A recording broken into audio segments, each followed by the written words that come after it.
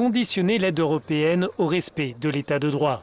C'est l'une des délicates questions abordées lors du sommet européen. L'Union pousse en ce sens depuis plusieurs années afin de s'assurer que tous les États membres respectent les valeurs fondamentales. Le projet est d'éviter toute dérive comme celle de la Pologne ou de la Hongrie.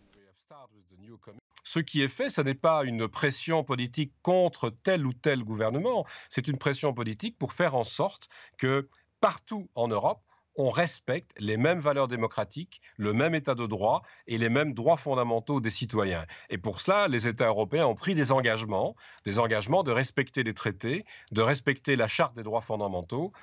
La proposition est rejetée par Varsovie et Budapest.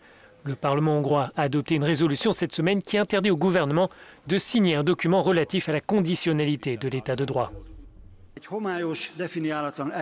De façon vague, à travers une procédure floue, ils veulent lier le déboursement de l'argent non pas aux valeurs européennes, mais en fonction de la demande d'une élite politique de l'Union européenne de plus en plus destructive, qui est mondialiste, pro-immigration, antinationaliste et anti-tradition.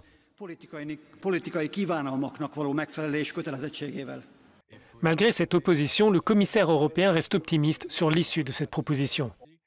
Il y a une pression très forte venant de la Commission qui a déposé ses propositions, mais aussi venant du Parlement européen et d'un plus grand nombre d'États à travers l'Europe. Et donc quand on demande une solidarité en plus dans l'utilisation de moyens supplémentaires, il y a une pression très grande pour que cela se fasse dans le respect de l'état de droit, dans le respect des valeurs européennes. Et donc c'est vrai que ce moment est un moment crucial parce qu'au moment où on demande plus de capacité d'action, il est d'autant plus important de protéger ces nouveaux moyens d'action face à des violations qui pourraient intervenir des valeurs européennes.